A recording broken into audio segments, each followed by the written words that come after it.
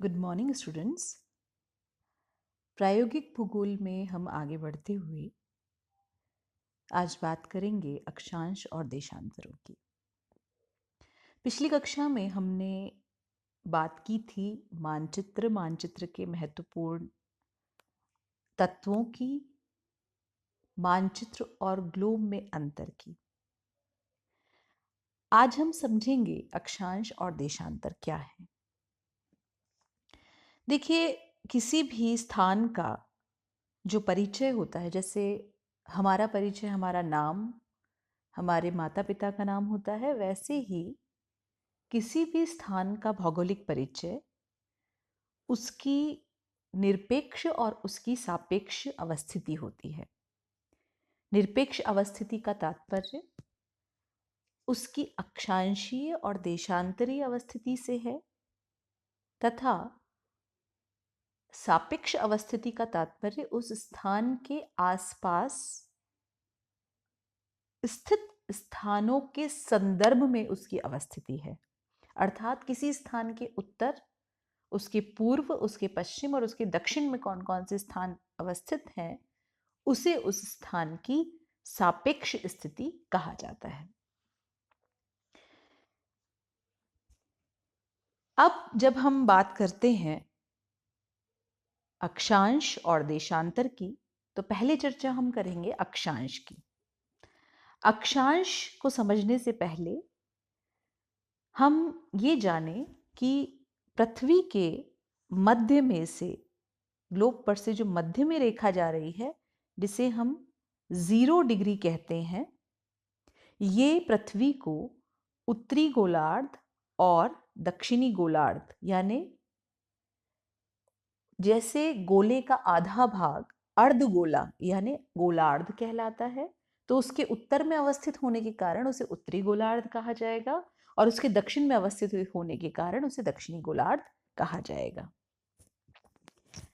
इसी संदर्भ में किसी स्थान की इक्वेटर से, यानी इस भूमध्य रेखा से 0 डिग्री से जो एंगुलर डिस्टेंस यानी कोणीय दूरी होती है, अर्थात किसी स्थान विशेष का भूमध्य रेखा से बनने वाला कोण अक्षांश कहलाता है। और भूमध्य रेखा से समान कोणीय दूरी वाले स्थानों को जोड़ने वाला वृत्त, अगर वो ग्लोब पर है तो वो वृत्त होगा, तो वो अक्षांश वृत्त कहलाएगा। और अगर मानचित्र पर है तो समान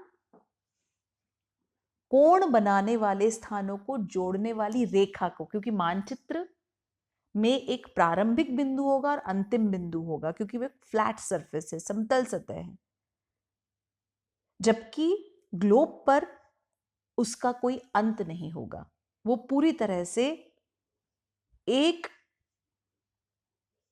गोलाभ के रूप में है, इसीलिए वो सर्कल्स के रूप में होंगे, उनका कोई आदि और अंत नहीं होगा। तो वो अक्षांश वृत्त ग्लोब के संदर्भ में और अक्षांश रेखा मानचित्र के संदर्भ में होगी। अर्थात अक्षांश भूमध्य रेखा से किसी स्थान का एंगुलर डिस्टेंस या कोणीय दूरी कहलाता है।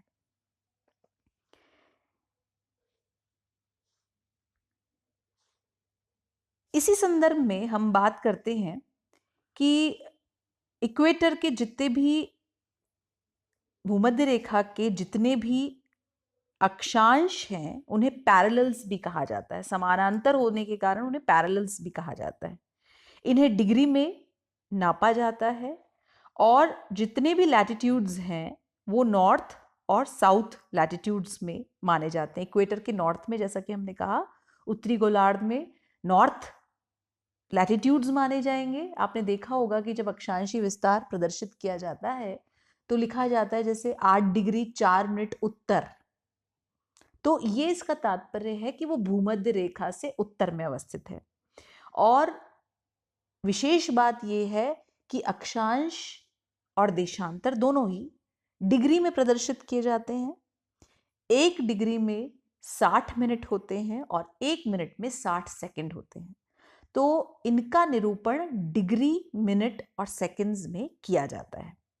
कुछ इंपॉर्टेंट पैरेलल्स जो इम्पोर्टेंट अगर हम अक्षांशों की बात करें, 23.5 डिग्री उत्तर, जिसे कर्क रेखा कहा जाता है, ट्रॉपिक ऑफ कैंसर, ये उत्तरी गोलार्ध में है। 23.5 डिग्री दक्षिणी जो अक्षांश है वो दक्षिणी गोलार्ध में है, जिसे ट्रॉपिक ऑफ कैप्रिकॉर्न यानी मकर रेखा कहा जाता है। यहाँ आप इस चित्र में भी देख सकते हैं, प्रदर्शित है। Arctic Circle 66.5 degree north, 90 degree north pole, यानी इक्वेटर से इस स्थान का एंगल आप देख रहे हैं समकोण बनेगा, 90 डिग्री बनेगा। इसी तरह से अंटार्कटिक सर्कल 66.5 डिग्री साउथ और साउथ पोल 90 डिग्री साउथ। एक बहुत महत्वपूर्ण बात यह है कि लैटिट्यूड्स डिटरमाइन करते हैं, अक्षांश डिटरमाइन करते हैं क्लाइमेटिक जोन्स को।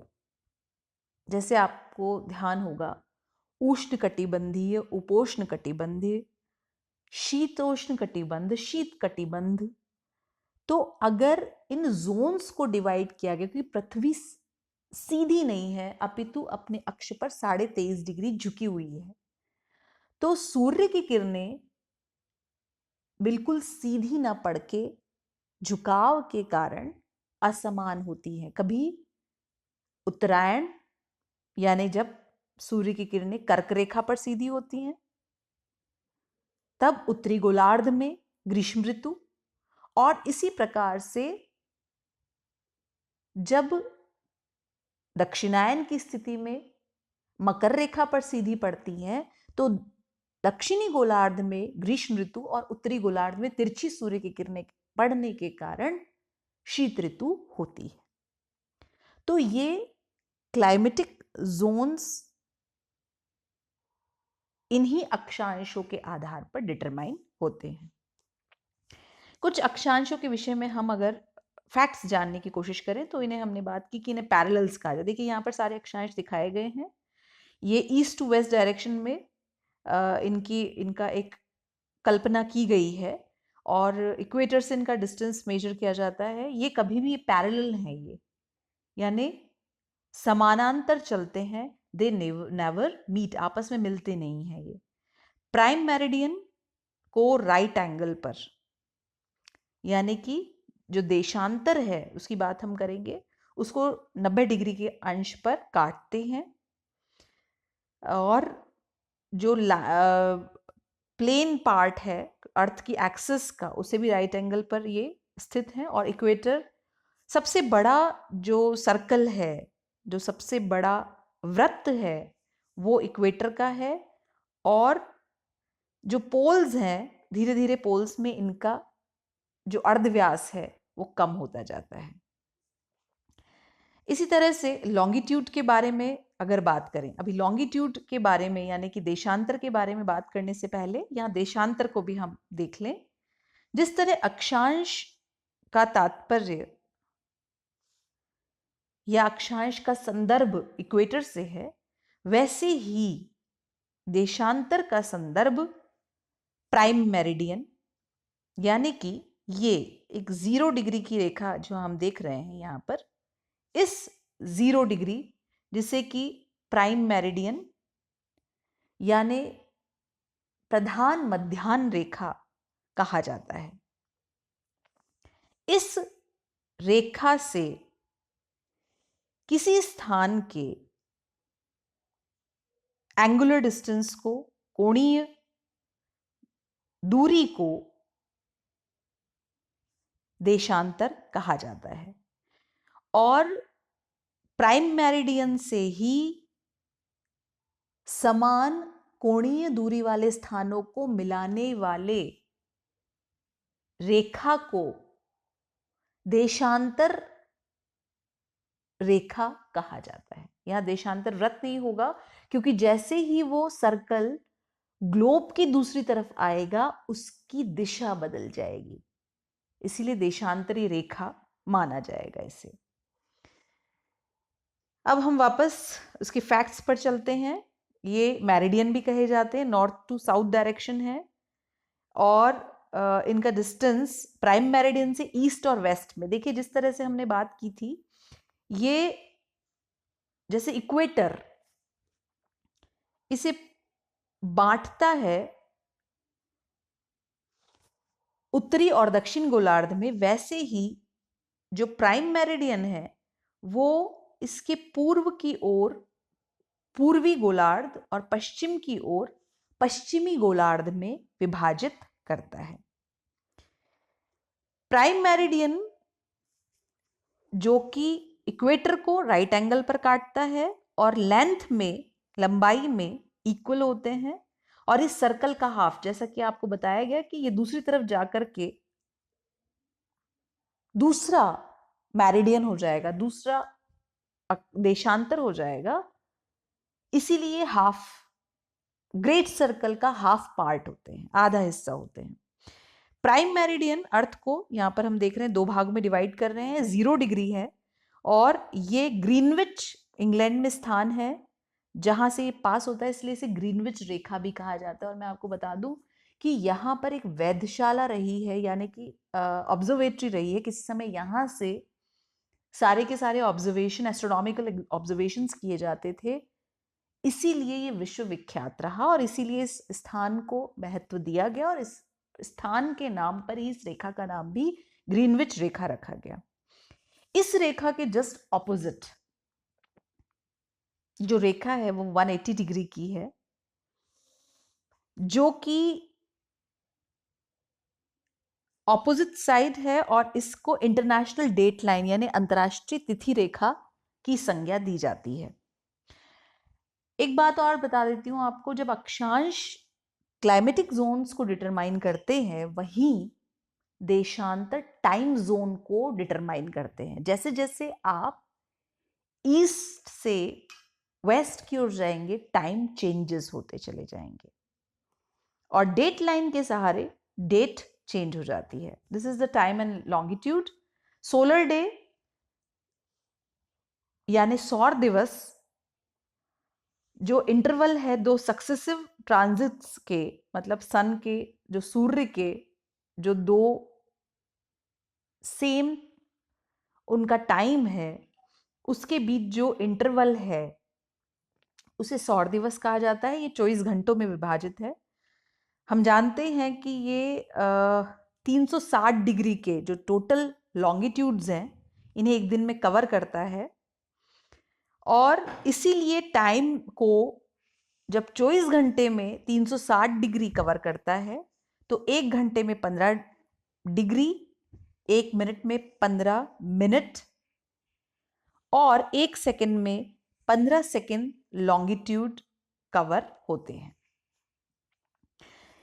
एक और महत्वपूर्ण बात, ग्रिड सिस्टम, जहां पर अक्षांश और देशांतर रेखाएं आपस में क्रॉस करती हैं, तो जो ब्लॉक्स बनते हैं, जो ग्रिड बनता है, उसे ग्रिड सिस्टम के रूप में जाना जाता है, और ये रेफरेंसिंग के लिए काम आता है। किसी पर्टिकुलर स्थान का अगर हमें अध्ययन करना है तो वो रेफरेंसिंग के लिए, आप देख सकते हैं विश्व के मानचित्र को ABCD अलग अलग और इनकी नंबरिंग किए गए हैं। This is called world geographic reference system in context of grid system. इस स्लाइड में मैं आपको लैटिट्यूड और लॉन्गिट्यूड का एक डिफरेंस बता देती हूँ, फिर से समराइज करके। जितने भी पैरेलल्स हैं, अक्षांश जितने भी पैरेलल्स यानी कि भूमध्य रेखा से पोल्स तक जितने भी पैरेलल्स होंगे, उन्हें अक्षांश कहा जाएगा। 90 इस तरह से 90 नॉर्थ में और 90 साउथ में, यानी कुल 180 लैटिट्यूड्स होंगे। 0 डिग्री को इक्वेटर कहा जाएगा, और दे हेल्प टू जज the climate of the place. अगर वो इक्वेटर के पास है तो सूर्य की किरणें सीधी आएंगी, और जैसे जैसे आप पोल्स की ओर जाएंगे, सूर्य की किरणों का तिरछापन बढ़ेगा और तापमान कम होते जाएंगे, यानी हम कोल्ड जोन की ओर जाते जाएंगे। And they do not meet at the poles, ये एक दूसरे के पैरेलल चलते हैं और पोल्स पर नहीं मिलते हैं। जबकि लॉन्गिट्यूड की बात करें तो ये सेमी सर्कल्स हैं, कंप्लीट सर्कल नहीं है, क्योंकि दूसरी तरफ दूसरी दिशा का पैरेलल होगा। और नॉर्थ पोल से साउथ पोल तक बनते हैं ये 360 लॉन्गिट्यूड्स हैं, 180 degree east and 180 degree west from central meridian 0 degree. 0 degree longitude, 0 degree देशांतर को प्राइम मेरिडियन, प्रधान मध्याह्न रेखा कहा जाता है, जिससे टाइम जोन डिटरमाइन होते हैं and they all meet at the poles, वो सभी ध्रुव पर मिलते हैं। तो आशा करती हूँ ये सारी चीज़ें आपको समझ आई होंगी। अब नेक्स्ट वीडियो में हम चर्चा करेंगे मानचित्र प्रक्षेप किसे कहते हैं, क्या इनकी आवश्यकता है और कौन कौन से इनके प्रकार हैं। आज के जो हमारा वीडियो है उनसे जो वाइवा के लिए प्रश्न बनते हैं वो ये हो सकते हैं कि अक्षांश देशांतर से आपका क्या तात्पर्य है, इनकी क्या आवश्यकता है, ग्रिड सिस्टम से आप क्या समझते हैं, टाइम जोन किसे कहते हैं, लैटिट्यूड और लॉन्गिट्यूड कितने होते हैं, इन दोनों में फ़र्क बताइए। इस तरह के कई प्रश्न बन सकते हैं। अगर हमारे कंसेप्ट्स क्लियर हैं, अगर हमारी बेसिक्स क्लियर हैं, तो हम किसी भी तरह के घूमे हुए प्रश्न का भी, घुमा फिरा के पूछे गए प्रश्न का भी जवाब देने में सक्षम हो सकते हैं। इनके छोटे छोटे डेफिनेशनल क्वेश्चन जो बनते हैं आप उन्हें अपनी कॉपी में राइट डाउन कर लीजिएगा। Thank you and take care.